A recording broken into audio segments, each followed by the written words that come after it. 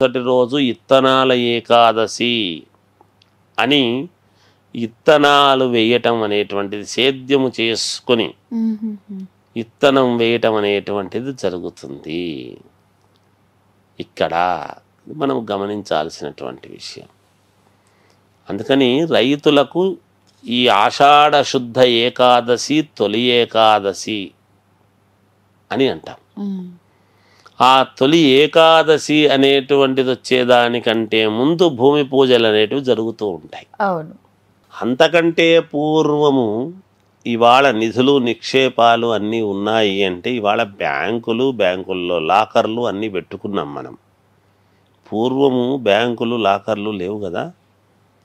అంతకంటే ముందు రాజులు పరిపాలించేటువంటి రోజులలో ఈ ధనాన్ని సంపదను అంతా కూడా ఒక చోట భూమిలో భద్రపరచి దానికి వారాహి పూజలు చేసేటువంటి వాళ్ళు.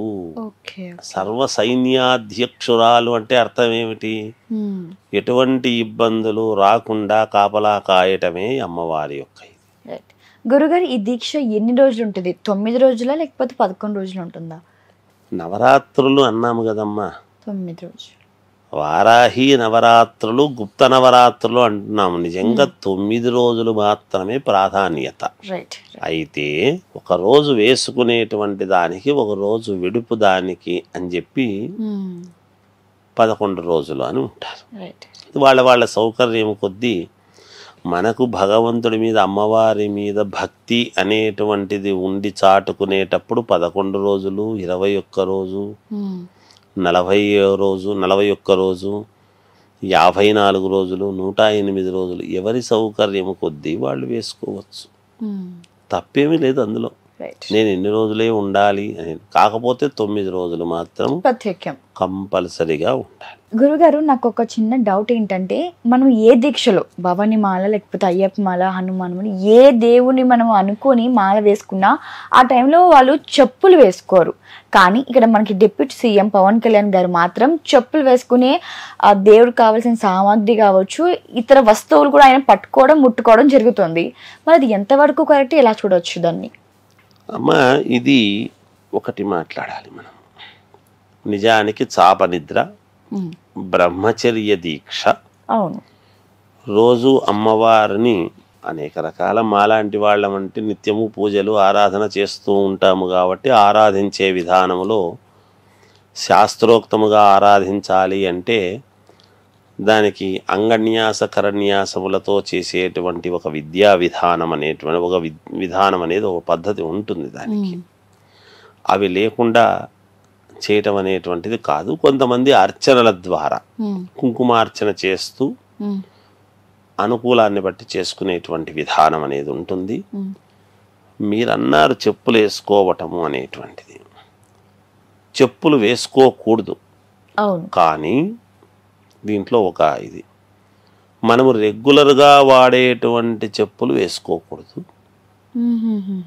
అదే పనిగా దీక్షాపరంగా ఏమైనా మరి బయట కూడా పరిస్థితులు, ఎంగిళ్ళు అవి ఇవి ఎవరో ఉమ్ముతారు, తొక్కడము చేయటము, ఇవన్నీ ఎలా ఉంటాయో తెలియదు.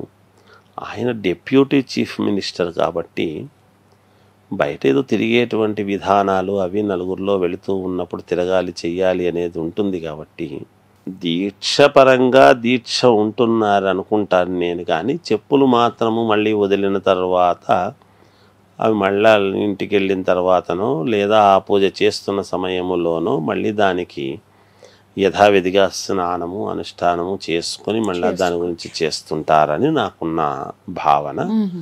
మరి అలాగే తొక్కుతూ పోతూ చేయటం అనేటువంటిది కూడా శరీరానికి కూడా ఆరోగ్యము అవసరము. భక్తి ఎంత అవసరమో ఆరోగ్యం కూడా అంతే అవసరము కదమ్మా.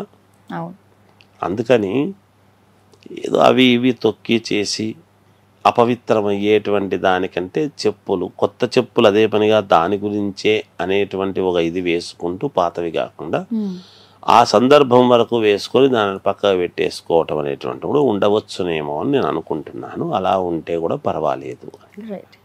గురువుగారు, వారాహి దీక్ష అనేది సాంప్రదాయంగా ముందు నుంచే ఉందా, లేకపోతే ఈ డిప్యూటీ సీఎం పవన్ కళ్యాణ్ గారు ఇలా వారాహి ఒక రథం పెట్టారు కాబట్టి ఆ దీక్ష ఏమైనా కొనసాగించారా, లేకపోతే మొదలు పెట్టారా? అలా ఏమీ లేదమ్మా, మొదటి నుంచి కూడా ఉన్నది. అన్ని మొదటి నుంచి ఉన్నవే, ఇవేమి కొత్తగా ఉన్నవి ఏమీ కాదు. కాకపోతే మనము ఏది పట్టించుకోలేదు. మామూలుగా సప్తమాతృకలు అనేటువంటివి ఈ రోజుది కాదు కదా, మనకు చరిత్ర ప్రామాణికం ఉన్నది కదా తల్లి మనకు. అందువల్ల అందరూ దేవతలు మొదటి నుంచి కూడా ఉన్నాయి. నేను ఇదే చెప్తున్నాను కదా, ఎప్పుడో రాజులు పూర్వము ధనాన్ని ఒక చోట అని పెట్టి ఒక పద్ధతి అని చెప్పి చేసి ఉండేవాళ్ళు. అందుకని ఇవన్నీ కూడా మొదటి నుంచి కూడా ఉన్నాయమ్మా. కాకపోతే పవన్ కళ్యాణ్ గారు ఎంచుకోవటం అనేటువంటిది, ఆ వారాహి అనేటువంటిది ఎంచుకుని, అంటే వరాహము అని. వరాహము అంటే ఏమిటి మనకు తెలుసు. వరాహ రూపము అంటే పంది అవతారం. మరి మనకు దశావతారాలలో శ్రీ మహావిష్ణువు వరాహ అవతారం ఎత్తాడు అనేటువంటిది తెలుసు. వరాహము పురుష అవతారము అనేటువంటిది ఎప్పుడైతే ఉంటుందో స్త్రీ అవతారం ఉండాలి కదా, వారాహి. వరాహము వారాహి. అందుకని ఏది కూడా ప్రతిది ప్రామాణికము మనకు ఉన్నాయి, లేకపోలేదు. వారాహి అమ్మవారు అనేటువంటిది మొదటి నుంచి కూడా ఉన్నది. ఆయన ఆ రథానికి పేరు పెట్టుకోవటం అనేటువంటి దాని వలన ప్రతి వాళ్ళ యొక్క దృష్టి అటువైపుకు పడడం జరిగినది. మళ్ళీ అందరూ ఒక్కసారిగా తదేక దృష్టితో దాన్ని చేయడం జరుగుతుంది. పలకలేని వాళ్ళు వరాహం అనడము, వారాహి అమ్మవారు అనేటువంటిది అది చాలా మహిమాన్వితమైనటువంటి ఇదమ్మా. పేరు తలిస్తేనే విజయం అనేటువంటిది ఉన్నది. ఇంకా పూజ నిత్యము అనుష్ఠానంగా చేసుకుంటే దిగ్విజయమే. అందుకు తల్లి. గురువు గారు, మనం ఏ దీక్షలో ఉన్నా దానికంటూ ప్రత్యేక ఒక అలవాట్లు కావచ్చు, లేకపోతే ఒక ఆహారం కావచ్చు, వేసుకునే వస్త్రాలు కావచ్చు, ప్రత్యేకంగా ఉంటాయి. సో సాత్వికమైన భోజనం ఏ దీక్షలో చేసుకుంటారు. కానీ ఇక్కడ డిప్యూటీ సీఎం పవన్ కళ్యాణ్ గారు మాత్రం కేవలం పండ్లు మాత్రమే తినడం, దవాహారం తాగడం మాత్రమే చేస్తున్నారని మనం విన్నాము. అంటే ఎలా ఉంటుంది గురువుగారు ఈ వారాహి దీక్ష అనేది? మనం మొదటగా ఇప్పుడు వింటున్నాం కాబట్టి, అంటే ఎలాంటి ఫుడ్ తీసుకుంటారు, ఎలాంటి ఆహారం వాళ్ళు స్వీకరిస్తుంటారు ఈ ప్రత్యేకమైన దీక్షలో? దీక్ష అంటేనే మనము రెగ్యులర్గా తినేటువంటి తిండి అనేటువంటిది కాదమ్మా నిజానికి. అందుకే ఇవన్నీ కలిస్తేనే దీక్ష అనేటువంటి పదం పుడుతుంది ఎప్పుడు కూడా.